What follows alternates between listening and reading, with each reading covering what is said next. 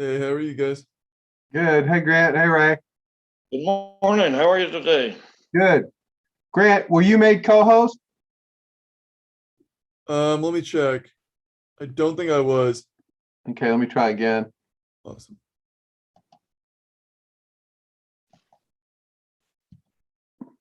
Here we go. It worked that time. Yep, perfect. Where are you today, Ray? I am in Charleston this morning. I'll be in Savannah in a couple of hours. Cool. Two nice places. Yeah, we're surprising Maggie's grandmother. It's her birthday today, and we're going to go down and surprise her and her mother and her sister. They don't know she's home, so it'll be fun. Yeah, that's great. I hope hope everyone gets really excited. Sounds like they will. Just no heart attacks is what I'm hoping for. Yeah, well, that'd be a good way to go, really. Yeah. I know that's terrible, but the older I get, the more I think like that. You know, it's they say you never see the bullet that gets you, right? Yeah, that's right. I know it's one thing's been fun is she's been in Australia for 3 years and she's brought her boyfriend and we talk about this branding and it's just fascinating to watch him as he sees advertisements, he sees billboards, and to watch his reaction to things that are uniquely American to what he's used to seeing ads for. Yeah, that's cool. Hey, everybody. Hey, Judy, Chris, Good morning. Good morning. Gloria. Good I'm. morning. Good morning, everybody. Morning, good morning, good morning. All right. So I'm going to get started here because, well, I don't know how exactly this will go because I've never done it before. But I did learn something that I did not know, and that is that the worksheet on the Techstars site, if you will, does allow you to use the online form because when you go to save it, it just makes it into a PDF that you can print. It used to go to a database, but they apparently have changed that now. So that's just something to know. If you don't want to print it out and handwrite on the form, then that's an option. Okay, so let me see what I'm doing here. My screen just went blank. Okay, try this one more time. Okay, I'm not quite sure what happened there. Sorry about that. First day with new computer, apparently, right? Not true. Old computer. Okay, so let me try sharing my screen. It lets me. Amazing.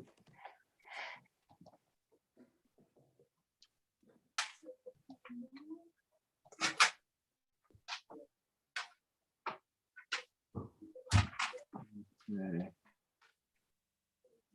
All right, hopefully that works and everybody can see it. Is that right? Yep, we can see it. Okay, great. Okay, so this is really today's attempt, I guess, is really just to get you started. I have no illusion that we're going to go through this and every single person is going to be finished with this project. But I want to start the process and I want to talk about some of the stuff and answer questions that you might have about it. So that's really the objective of today. And I don't know if any of you have already, written this down, some of these things. And if so, I'd like this to be kind of freewheeling. Just speak up. And Grant, if you can kind of pay attention, because I can't see everybody when I have this screen on at the moment. I don't know why, but it's the way it is. So if I miss you or you want to say something and you're not getting called on, just Grant, please pay attention to that, and we'll do our best. Okay, so we're going to start off with this idea of why your product is different from the competition and why customers will trust your brand. So I'm just going to encourage you to write anything down that you think. It does not have to be correct or anything. It's just a starting point. So I don't know if anybody wants to talk about why they think their product is different from the competition. Please speak up if you do. I think that one of the problems with this is that you may not have any competition, right? You may not have competition in the traditional sense, and I understand that. You may be in your own category, as we've talked about. Anybody want to take a shot at that, about why their product is different from the competition? This is Chris. Just Hey, Chris. not really an answer, but this question always confounds me because I think there's probably at least, and I'm sorry, I forget Sugar Spoon's name, Amy. but Amy. So I know she's doing baked goods. So you might think, oh, other bakers are direct competition. And I don't, like, when I read this question, I'm like, I don't know that I'm really any different. We're both kind of pulling on the heartstrings of traditions and family and community and, that kind of feeling. But I still feel that there's, like, I have my people, the other bakers at the markets that I attend have their people. Like, we all have our own story and journey, so Right. that there's still enough business, even doing similar things, for all of us. Okay. Does that make sense? Yeah, and it's a valid point, but take it kind of, I don't know if it's up or down, but take it from the point of view of we are the largest bakery in the Outer Banks. Okay, I don't know if that's true. I'm using it as an example. Or our products have been proven the best tasting by hundreds of people, words to that effect. It's not about facts. I know that sounds terrible. It sounds like a salesman. It's kind of about we're working on the emotions of the customer. So they're not going to sit and think, well, everyone who's baking is essentially the same or a very slight difference. They're going to look for something unique about you, whether it's your packaging, whether it's your brand statement, like we donate to animal welfare as one example. It's really looking for levers or levers that your customers can use to put you in a place in their mind for what it is that you do, if that makes sense. So Yes. I think it's thinking like that, like, and it's kind of crazy, and things are just coming to my mind, like, we are the only bakery in North Carolina that found starfish this morning on the beach. Right? That's kind of crazy, but you see my point. I'm trying to go down emotional paths, or remember that great sunset when you were at the beach the last time. Well, we put that in our products. We put that in our cookies. Our cookies have OBX sunsets baked in. Right? Okay, yeah. Because I think most people that are doing food products are saying we're using quality ingredients, small batch, handmade, and everyone is doing that. So, but what you just said does resonate with me. So thank you. Yeah, I think it's, going back to Simon Sinek is, they don't buy what you make, they buy why you make it. So you make it, your stated reason, your purpose is why customers will trust you. So even though there's a lot of givens, if you will, or factual positioning that every bakery does, what you need to look at is what's different about you, and why can you use that to trust you? And maybe it's because you bake OBX sunsets in everything you make. I'm making that up. I'm not suggesting, but that's the idea. I'm gonna start using that. Yeah. I think it's if you really spend some time, and I am crazy at the stuff I've looked at. The problem with looking at all this stuff is I have no ability to remember when I saw it or keep it straight in some way. It's like the stream of consciousness. But if you look at consumer brands on the web, which is easiest thing for me to do, living way out here in the country, there's some that are kind of whimsical, some that are kind of hardcore, like we have no sugar or whatever. I really think and your personality, based on what little I know, and I read your background, on your website, you have a unique background. I mean, not that many almost PhD people are baking cookies, right? So maybe you're the smartest cookie in the place, right? We bake the smartest cookies or something. I don't know. Anyway, I think everyone's kind of hopefully getting that thread. Anyone else want to venture out? This is Ray. I'd like to try. Okay. Our differentiators, I believe, are our effort at preservation of old Smoky Mountain heritage recipes that your grandmother used to make, but nobody's got the time to make anymore. Okay. Also, that we are a veteran-owned, veteran-operated company, Okay. which has a pool with some people. Yeah. And then we actually, our products so far, we try to put larger fruit pieces, actual fruit in that is visible, that gives it a visual appeal that you don't see in traditional jams and jellies usually. Okay. Can I react to what you said? Yes, sir. Okay, so to me, those are three completely different value propositions or statements about your brand. And the one I gravitate toward automatically is the bigger fruit, because you can have a lot of fun with that. Is your fruit too small? Have you been told your fruit is too small? You can really get funny with that. Of course, that's just my personality. That may not fit yours. Mhm. The veteran thing to me, I think that is a market. I don't know the size of it. And I think that can somewhat be accomplished with some kind of logo that people would recognize. I assume there's one in that space for veterans. If not, maybe just the tax veteran owned. I don't know that being veteran owned is important to people who care about that. But to me, the larger picture is why why should I trust this? And it's because I get bigger fruit than anywhere else. I'm just jumping on that. That may not be what you want to do.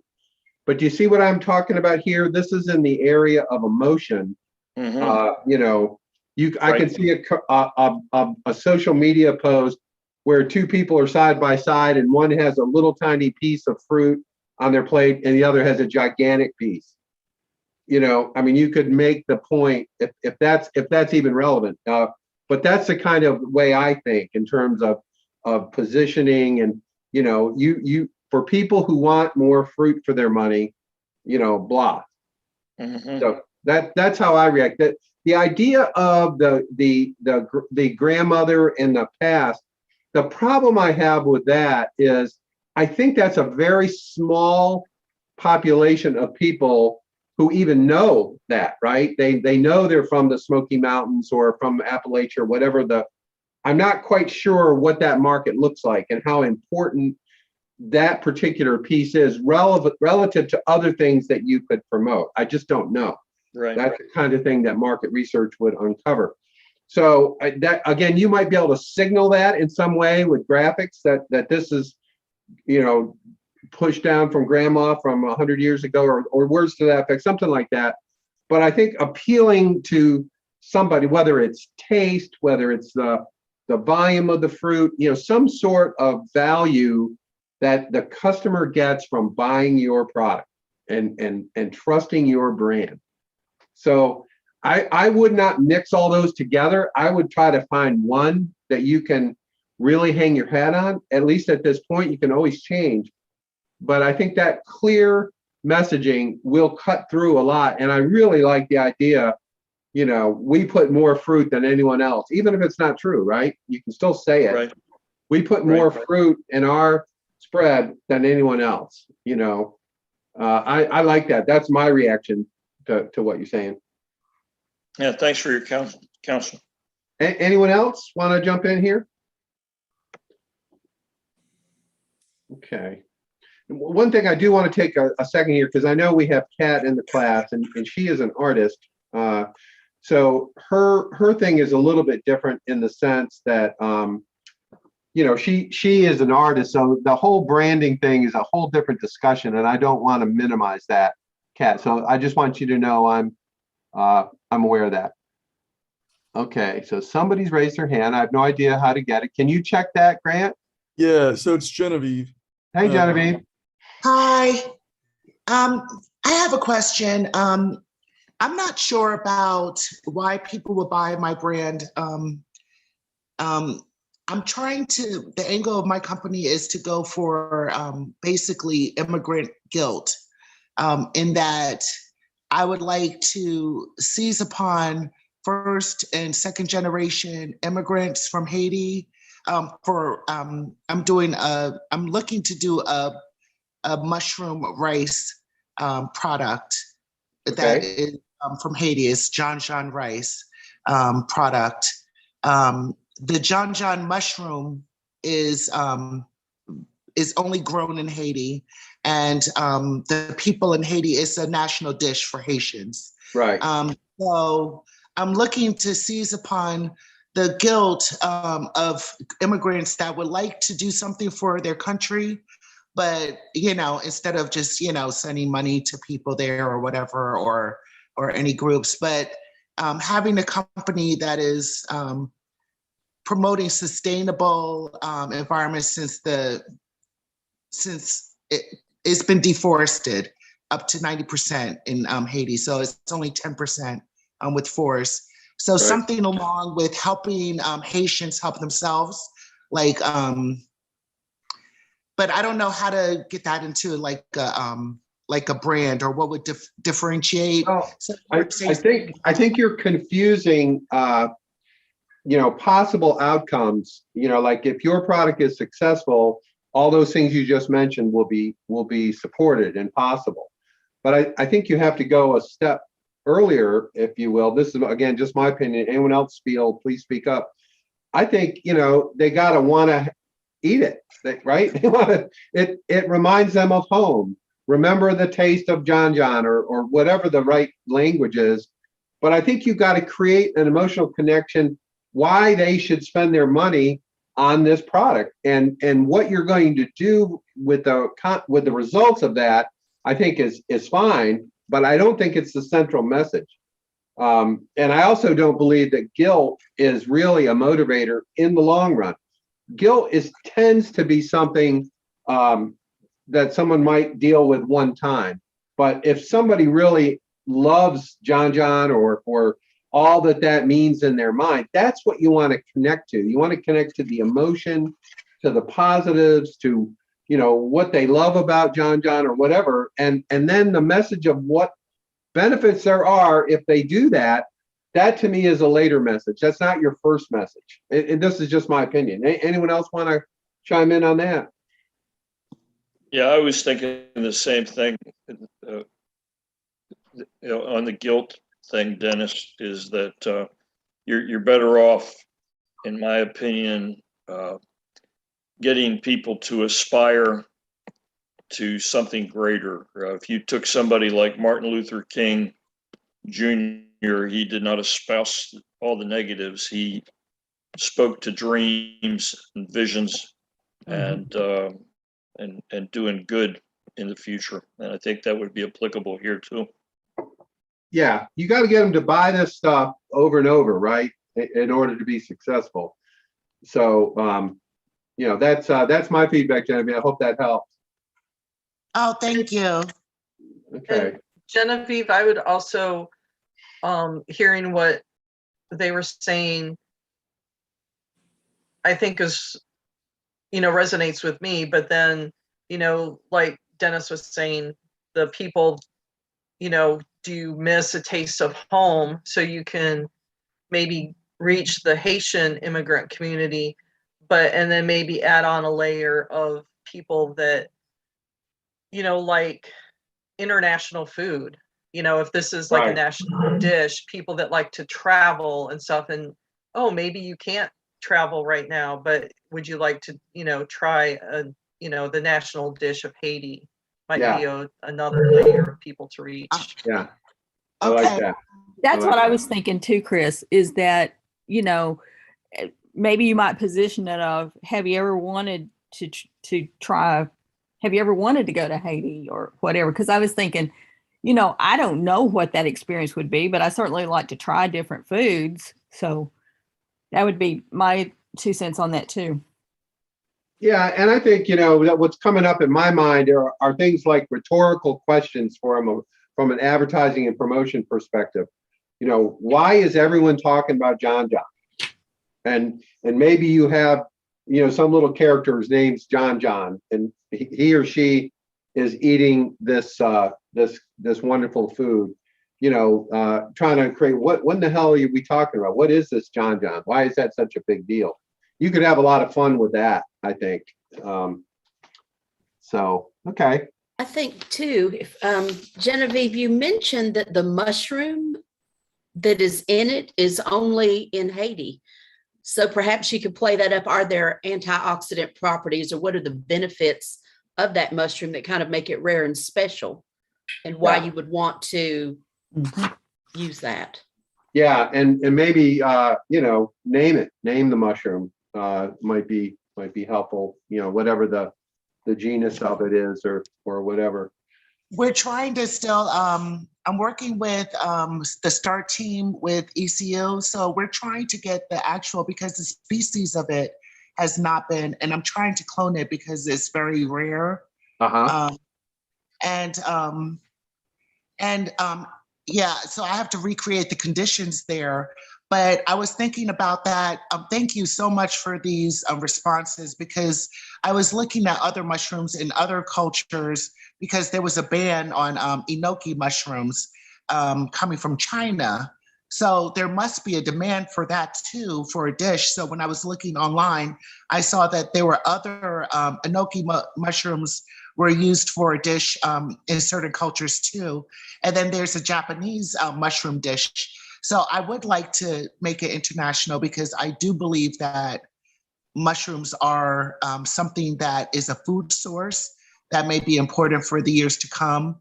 And also their natural environment with the trees, I think is something, to promote so people don't burn fuel. Yeah. So that's why I was looking at solar too, as far as, this species of mushroom. But thank you guys so much. Yeah, you're welcome. I think the overriding thing I want everyone to think about is really, what is the emotional connection, not the factual connection, right? All of the reasons why you're doing what you're doing and all of the benefits you hope to provide, that's all fine. But at the end of the day, it's driven by people buying your product or service. So that's the most important thing, is connecting to that emotion, whether it's there's someone who's really finds international dishes very appealing and likes to try them all, and et cetera.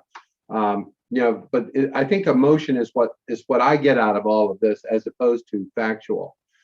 Okay, let's move on to the next one. Is, what do you feel when you purchase products or services? Now, I don't want to spend too much time on this, because I think this is something you can do on your own, and looking at 10 products or services.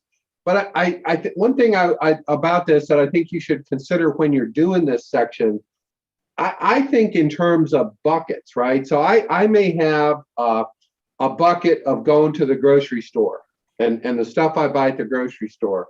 I may have a bucket when I go to a farmer's market. I may have a bucket when I go to the golf course, or whatever, football game. There are different moments in your life, or different aspects of your life, that you can connect products, emotions, features, and benefits to. So try to think in terms of buckets. It can't be the same for everything.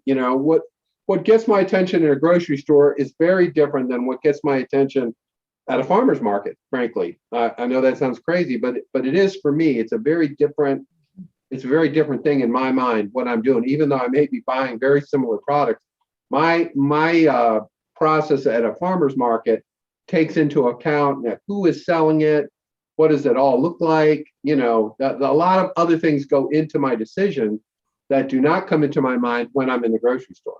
So I just wanted to bring that up. But if you can figure out how things make you feel, you might get a little bit of a clue of why you're buying that product or service, that emotion that it elicits. It could be, this is a fact that the largest and most wealthy company in the American economy, arguably, is Walmart, right? And Walmart's brand message is save money, live better. That their entire business is around saving money so that you can live better. If you look at their marketing and their messaging, that's what they're promoting. So that's obviously has a wide acceptance, and there are lots of other reasons why Walmart's big. But that to me is a very, very easy to see that there's tremendous value in connecting to the emotions of your customer or the needs of your customer, and they can be both, right? They can be emotional and they can be a need, and like in the case of food. So I just want to just kind of gloss over that part, just because I think it's going to take a while to do that section. So this gets into what are you trying to get your customers to feel, right? So this exercise is somewhat similar, but it's just your product or your service, or you could have multiple products. I understand that, but have you ever thought about that? How do they feel? And this is a framework for interacting with your customers in terms of getting customer feedback or prospective customer feedback. This is what you want to be looking for. This is the keys. These are the keys to connecting with them, right? So how does it, when you buy my cookies from Chris Carroll, how does it make you feel? What's your emotion when you receive a package of these delicious cookies, etc. So I think that's what I'm trying to do here is get away from factual, detailed reasons, right? When someone asks you why you're doing what you're doing, and your response goes into what you will do if you're successful, then you're missing a step in the process. You're glossing over the engine that will drive your ability to do your bigger thing, if you will, the bigger thing you're thinking about. Any reactions to that?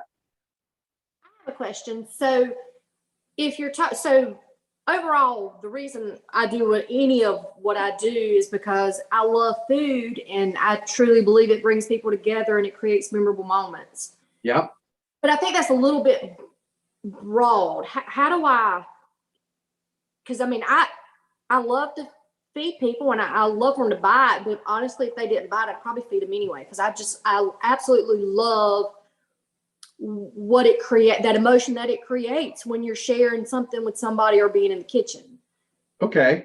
Well, my response is, I understand how you feel. How does your customer feel? You express that you feel good when you're feeding people, but what is it that the customer is feeling? Do they I don't even know what exactly, but do you see the difference there between what you're getting out of it and what are your customers getting out of it? Why are they buying your products? What need are they meeting? It could be a taste of the past with something like cheese straws, which to me is something I never even heard of until I moved here. I didn't know what they are. I love them, but I had never heard of a cheese straw where I'm from in upstate New York and in the DC area. So there may be a whole connection there that I don't even know about. Right. I mean, so same thing with, go ahead. It's a Southern tradition, and it's kind of nostalgic for a lot of people from this area. Right. But I think that's what everybody that does cheese straw says. So how do you stand out? I mean, do you need to stand out? You know what I'm saying? I don't know the answer to that question because I'm not super familiar with the market. But, and this is where it sounds a little sleazy, but you could say our cheese straws are voted #1 by people from the South. And they can ask you, who are these people? And you say, well, my customers. Right? Notice what I said. People voted our cheese straws #1.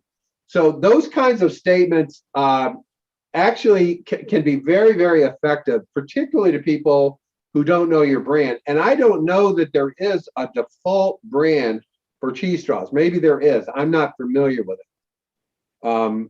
So, you know, some sort of statement that sets you apart that is not a lie.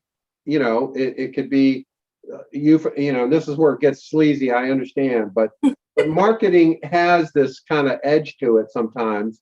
So if you say, you know, voted #1 cheese straw, that is a call out that could really stay. If it was me as a northerner walking through the aisles of the grocery store online, I am going to try the one voted #1. I promise you.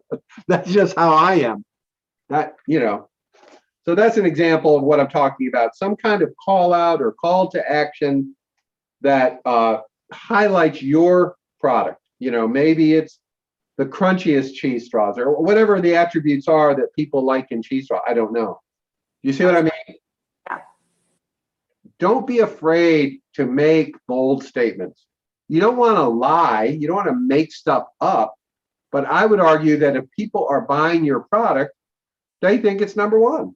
Now, it may not be true, but it's certainly not a bad assumption, right? I don't think it's a bad thing to do. But that's just me. You may, you know, everybody has to feel comfortable, but call outs or call to action. And I don't know if you remember Andy Kurtz talking about this in this packaging. You know, that's a really important part of packaging, you know, so that people can get a handle on what it is that you're doing. If they are confused or they don't understand, they're probably going to pass it on by. But if it's, you know, voted #1 in Wayne County, right? As an example, or voted #1 in Eastern North Carolina, you know, a lot of things you can say. It could be even a contest that you hold on your website. Vote for the best cheese straw, right? And do a little poll and see what the results are and quote that. So what about for the spices? Because Again? what about for the spice blends? Because that's a totally kind of different thing. You know, I did those so that pretty much any eating plan could have them for the most part. Yeah. Diabetics, heart healthy, bariatric, clean eating. So they all of them are blended in a way that they meet a whole bunch of different eating plans. Okay. Well, So I tell you, my gut reaction when you were asking the question is, our spices won't make you sick. Well, you know, that's what came out. Sorry. But, you know, are your spices making you sick? Ours won't make you sick. Khan's going to jump in. I finally pushed his button. Go ahead, Khan. No, but what I was thinking here with Sugar Spoon is you may have to do this for both lines of your products. You may have to focus on the cheese straws or the baking aspect and then come over here and do the spices separate and figure out what those triggers and those points are, and then try to merge those together to come up with your official statement overall for your business. That's how I've had to approach it, because I've got hung up on the brittle and then the nuts. Okay. Yeah. Is it a candy? Is it a snack? What is it? I don't think technically it's a candy. It can't be a snack, although I have seen it referred to as a snack. So I'm trying to differentiate and figure out where we are in this. But yeah, I think you're going to have to look at two different products and then try to marry them together as to the bullet points that actually intertwine. I'll push back on that because, you know, if you look at a lot of particularly food-related consumer brands, they have zillions of products, and there is no overarching name, right? Each one stands on its own. You know, particularly a General Mills or a Kraft or any of those kind of guys, they have so many products and they're each kind of their own thing. So just because you have, you know, two separate product lines does not mean they necessarily have to be pulled together in some way. Just a thought, you know, go ahead. Through this, honestly, I'm almost wondering if my cheese straws should go under the Savory Spoon aspect and let it all be under that brand, because they're not sweet. Yeah, I think there's a lot of value to what you're saying. But I'm just one point of reference. I think that's a great question to ask customers. Send out a survey, or hey, what do you think? We're thinking about, putting everything under Savory Spoon. I like Savory Spoon personally. But I think that's something you can get feedback from people who already know you and buy from you, or even people in this class. You could do a little poll. There's a number of them out there free, like SurveyMonkey, and some of them, they have like little free survey software that you can use, and you can send it out by email and see what people say. That would be my suggestion. I just had one point I wanted to ask you there. Who's buying this? Is the person who's going to buy your cheese straw the same person who's going to buy your spice mix? Not necessarily, honestly. Then I would look at it from the point of view of who's buying it. Because this goes back to what we're trying to solve with their wants and needs. And I love to cook too. And I agree with you. I love to feed people. And so I respond to, oh yeah, I'd love your spices, but I try to watch calories. So I might not be as, buy the cheese straws. Right. So I would just, this is the data point of one, but I just wonder if you might look at it from who's going to use it and then how you would position that within your umbrella. Yeah, one thing I hope I have this right. I'll have to look up this name, but there is a company that sells spices out of New York, and they're called Burlap and something. I can't remember, Burlap and Bag or Burlap and something. And their whole thing is the origin story of each one of their spices. I mean, they go into incredible detail about where they get their spices from, the farmer, the help that provides. It's really quite an amazing process, and they've been really, really successful. So I'll try to find that and post that and you can take a look at what they're doing. But they really focus on the story behind their brand, and they do much like Genevieve was talking about, trying to appeal to people who want to help Haiti in her case. They've really gone all in on that process, and their content is primarily about the story behind each spice that they sell, and the uniqueness of it. The cinnamon can't be bought anywhere else, et cetera, et cetera. So I'll post that in there as an example of somebody who's really, really developed their spice story, if you will. So, okay. Can I also add something? There's you in this case with the spices and the fact that, it's for people dieting and things like that, that it helps them. That's like a huge factor because there's intensity of who's buying it. Yeah. And, people that just can eat anything are going to be a lot less intense, brand loyal, care a lot less than people who, are dieting, that really, that's their focus is counting calories or whatever. So you with those have this built-in intense audience, that is going to really latch on to something, it's a really good opportunity, actually, I think, Yeah. I know. I don't know what it's like. It's like I fell upon that, obviously it was meant to be, but I just don't know what to do with it because I just, I've got, the reason I did it is because I knew a lot of people didn't want to go out and buy a bunch of different spices and to create a taco flavor or fajita or Greek or Asian. So I put it all in one bottle and I create that flavor profile for you.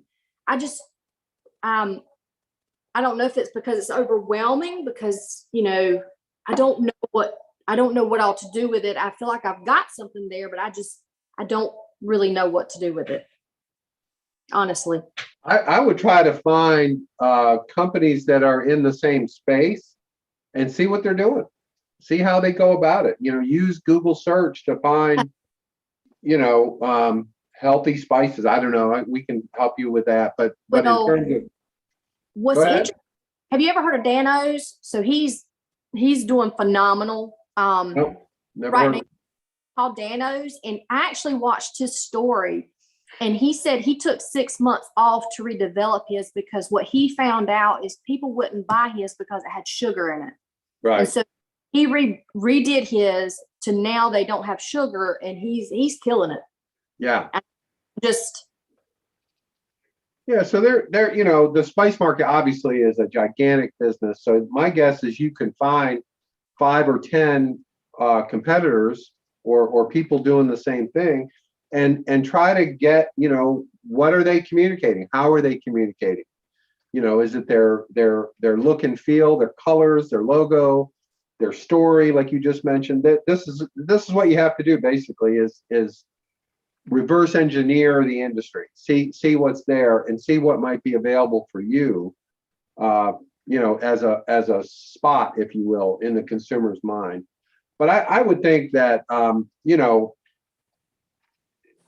again, it really goes to why are you doing this, right? You like to feed people, you want them to be happy, you want them to be healthy. Use that to compel your development of your brand story and keep it with that purpose in mind. And I think it'll all come clear, as the sage once said, right? Okay. Anyone else want to jump in? Okay. I have a general question, Amy, if you don't mind.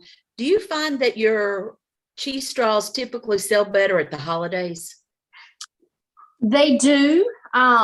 And actually the girl that's doing my Amazon stuff, she did some of the behind the scenes before I even thought about putting them there, just to kind of see what the market did for the other, because she's got that software where you can kind of see what everybody else is doing behind the scenes.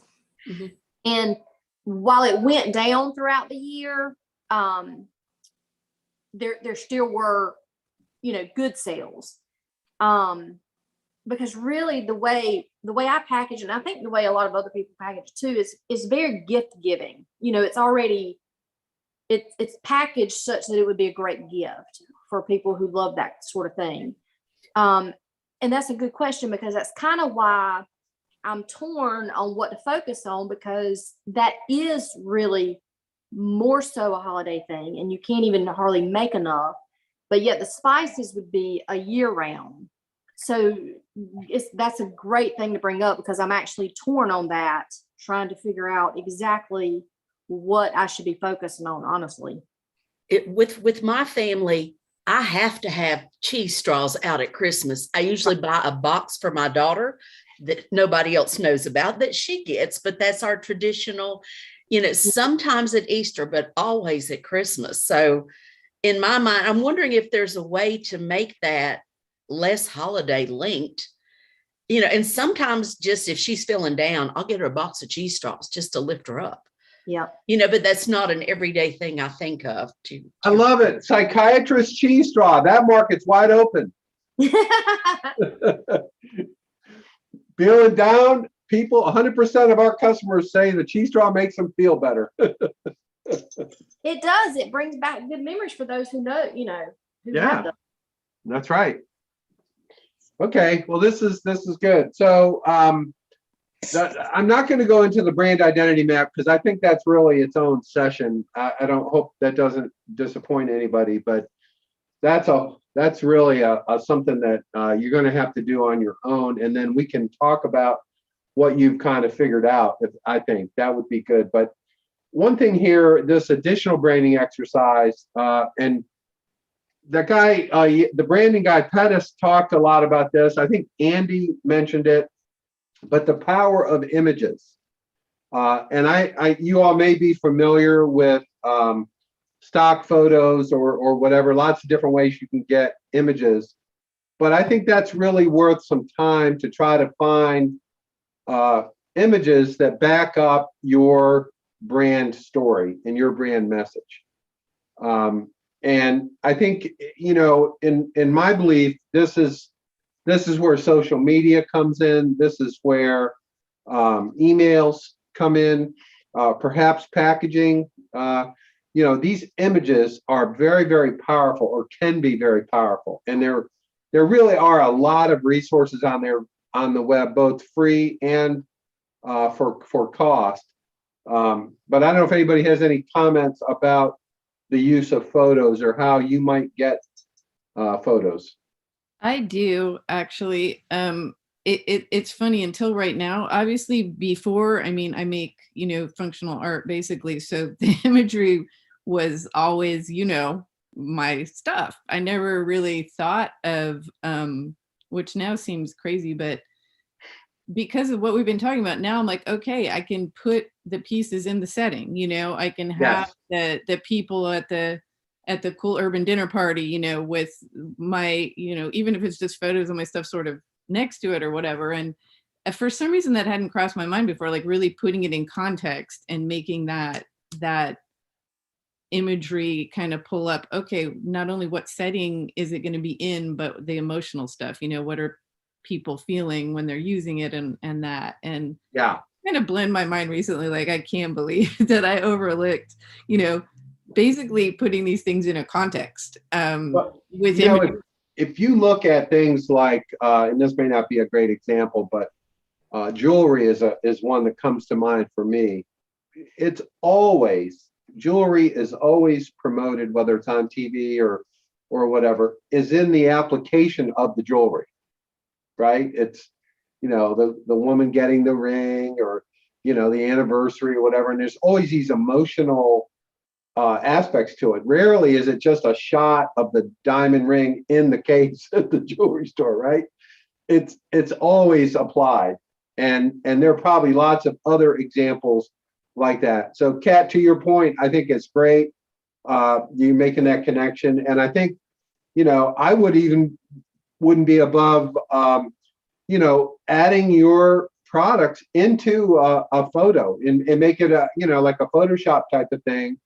So someone could see what it would look like in that context. That's okay. You can do that, and you can disclaim and say this is artistic rendering or whatever. But I think showing people how to use your product, or how it helps them meet their need, is a really important part of branding. I think you really hit on something good there, Kat. Anything else, Chris? Kind of what Kat was saying brought to mind. So I live in a place that is a huge destination wedding location. Right. And a lot of wedding vendors will get together and do a styled shoot. And that's, if you could organize something like that. So, you've got all these vendors willing to donate, a cake, attire, jewelry, place settings, invitations, photography, and they all come together, and this photographer is taking, pictures from the styled shoot, like the pretend wedding. And then all of those vendors get access to those photos of your product, and then you're, just tagging everybody else in any social media posts around that. Very cool. Yeah, and if you have the ability, that you can create things with Photoshop or other apps that can kind of, maybe not on that grand a scale, but you can contextualize your product by using some of those techniques. And it's just, it's just another way to connect the application of your product or service. So there's some notes here in the chat. Burlap and barrel. Chris is right. That's the one I was thinking of. And Ruth is says check out Penzi Spices. And there's also a reference to Stacy Spring as a food photographer. So Ruth will add the link to that. So yeah, I think there's actually quite a few people out there that work with food and stuff. I think maybe the North Carolina, especially Food Association, knows of food photographers and stuff like that. But again, this is all kind of bringing your brand to life, right? Bringing it into the life of your customers, contextualizing it or applying it in a way that people they see, oh, wow, I get it. That's really cool. And particularly somebody visual like Kat, where it's a visual product that really makes sense to help people, how they do it. And also, I think that, like in the video where the guy was talking about the gelled windows, those windows are in context, right? They're showing people how to use those windows or how others have used those windows. That's very powerful, right? Those are not pictures of windows, on a blank wall or whatever. They're applied. They're in the person's life. And I have often heard people say, just talking to people just off the cuff, I never really thought of something like that. That really looks cool. Or I went to so-and-so's house and they were doing X and Y with with a product or whatever. So we all need help visualizing. And in some cases, we don't even know that we need help or that will fill a need. And that's what marketing and branding is all about, is helping people understand how it meets an unmet need that they have, and that they hopefully would be willing to spend money for your solution. So I think that, I don't know if I have used Unsplash quite a bit. I actually contribute to that site. So I've got a couple dozen photos that I have put on there. Unsplash is free. So I've taken a few pictures around our farm and stuff, and it's really interesting, but some of them have been downloaded several thousand times by people, and I don't get paid. I'm on there as free. So, but a lot of people download those pictures and use them in their whatever product or life. I don't even really know. I've been too lazy to go look and see what they're using them for, but a lot of them are scenes of our barn or our field and stuff like that, kind of an agrarian look. But Unsplash is really good. I haven't used Pixabay, and there's probably many more stock photos. And in most cases, the free ones, they just ask that you put a little credit for the photographer somewhere. Can be in small print, doesn't have to be a big deal. And then the other ones like Shutterstock and iStock, that's a whole different ballgame. Getty Images is another one. They probably all have rules and stuff that associate with them, but don't be afraid to use images with your product or service to really bring it home what need you're kind of fulfilling or answering. So, okay.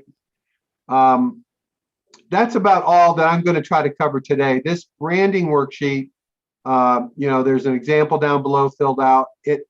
That's going to take some time. And if you feel like this will help you, I encourage you to do it, to fill it out. I'm happy to review any of them, but I don't want to go through all of this in this format. I think it would be really tough to do, and I don't know how helpful it would be. But the resources there, they added this Save Your Work button, which was not there before. So you can use this online, and when you save it, it'll give you a PDF that you can print out. So that's kind of convenient instead of handwriting everything, as you do this. But that's really what I have today. I'm hoping that this will help you on your way to getting your brand, really kind of really good feel, really good idea. The brand positioning statement, remember the guy talking about it's got to be the exact same thing said by every person every time when someone asks what you do. This is all geared toward getting that in your mind, because remember, once you get all this down, you are going to repeat it a gazillion times. So make sure it's true, it's what you want, because you are going to be living with it for quite a while if you really go through this process and nail it. So any more questions or considerations that anyone wants to chat about? I have a question real quick, hopefully. Yeah. You had talked about stating things, for example, if people voted this is the best in the South, or can you also make statements for about if it's sustainable or vegan or like fair trade? Like, how do you know what you can or cannot say without? I think anytime you're using any sort of organization's official logo, like in the case of fair trade, I think you have to follow their rules. Any kind of identifiable logo, like organic, obviously is the most common one. So I think things like sustainable, you can make a statement about sustainable, but if you use any organization's logo or certification, then you can't do that. And this is in some cases you might try something, you feel like, okay, this is cool, I can do it, and then you get a nasty letter from somebody telling you to stop doing it. That's not the end of the world. So just stop doing it, right? So that could happen to anybody for any reason. So don't worry about that. But any sort of terminology that you're familiar with, just make sure before you use it that you're either in compliance with the requirement, or whether it's joining an association or whatever, or then you're probably clear to use it. But the thing about things like sustainability and I'm not convinced. I do think there are people who care about that, but I do think people at the end of the day, they buy a product because it tastes good, they use it, they like it. You know what I mean? I think there's something there beyond the ultimate application. People want to feel part of a tribe, part of a group. I'm supportive of sustainability. I'm supportive of fair trade, et cetera. But if they don't like the way it tastes, that doesn't matter, right? So that's really your first order of business, is figuring out what need in the customer that you're meeting that causes them to support your brand. I hope that helps. Yes, thank you so much. Yeah. All right. Well, that's all I have for today. For tomorrow, for those of you who are interested, is there going to be the exporting event, which will start at 10 a.m. and I'll be sure we post that again. It's been posted in the Facebook group, I think, but we can post it again. And I encourage everybody, at a minimum, at least to learn about it. I think it's a source of funding, maybe as much as $25,000 to help you, which could help in a lot of ways, not just going to another country. So I do throw that out to you as what tomorrow is going to be about. And then I'll be posting next week's classes, over this weekend as I kind of decide about kind of what our next steps are. And if anybody has a request or things that they would like to learn about, don't hesitate to reach out on that as well. All right. Well, if that's it, yes, Donna, the class tomorrow. Well, I shouldn't say that. I don't know about the class tomorrow being viewed later. I have no control over that. That's being put on by the Economic Development Partnership of North Carolina. My guess is they do make it available, but I really don't know for sure. All right. Well, thanks everybody. We'll see you next week, if not tomorrow. Okay. Take care. Guys, thank you. Bye.